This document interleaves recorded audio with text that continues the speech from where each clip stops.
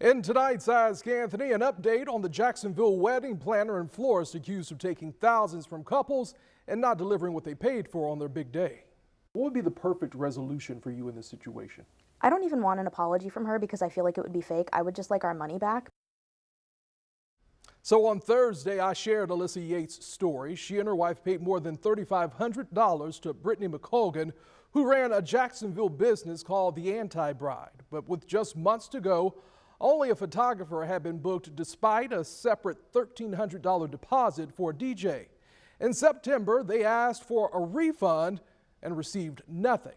However, that changed last week after I called McColgan. She met Yates at the bank and handed over the money. But the story doesn't end there. My inbox has been filled with messages from more brides who tell me the same thing happened to them. How would you describe your interaction with her when you saw her on Friday at the bank? She walked in, handed me an envelope, didn't say anything to me. I said thank you. She went, and then walked out. After nearly 8 months, Alyssa Yates and her wife Rachel have the money they've been waiting for after they say their dream wedding nearly became a nightmare. I'm just relieved it's over, but I'm saddened to hear from other people that have reached out to me that this has happened to them as well. The check cleared, Yates is done, but for others, the story is far from over. I think the first red flag was when she sent me somebody else's invoice because she had the same first name as me with all of her personal information on it. Sydney Robertson paid McColgan nearly $7,000. She says her April wedding was littered with broken promises, from fake dying candles and missing florals to printer paper signs. She had promised me this seating chart that was going to be 6 feet by 8 feet on this main wall in hand calligraphy, and it was one singular podium with literal Xerox printer paper down to the ground. Robertson says McColgan agreed to a $2,500 refund. And while she did send the money, Robertson says the funds vanished from her bank account and didn't appear to clear with the bank. Now she's fighting through her bank for a chargeback. I told her that I did that. I was just honest with her. I was like, let's just make this easy. I have proof of you admitting that you owe me the money. I have all the photos of things that didn't match up to what you promised me. Bailey Talby says she spent nearly $17,000 with McColgan. Her dream Bridgerton-inspired garden party in June didn't turn out as expected. Lots and lots of flowers just didn't show up.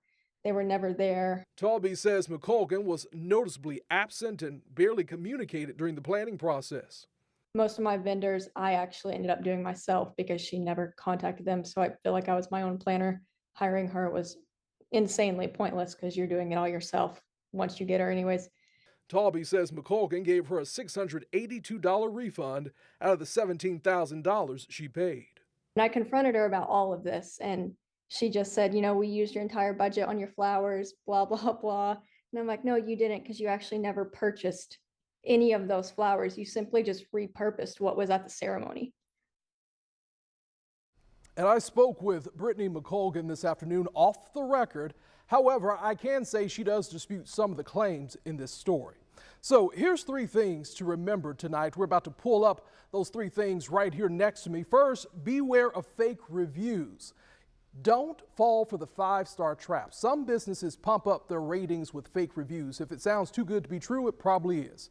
Next, put it in writing. Verbal promises don't hold up. A clear signed contract means you and the vendor know exactly what to expect. And finally, read the fine print. Yes, even the boring parts. Check the refund policy, rescheduling rules, and those sneaky hidden fees.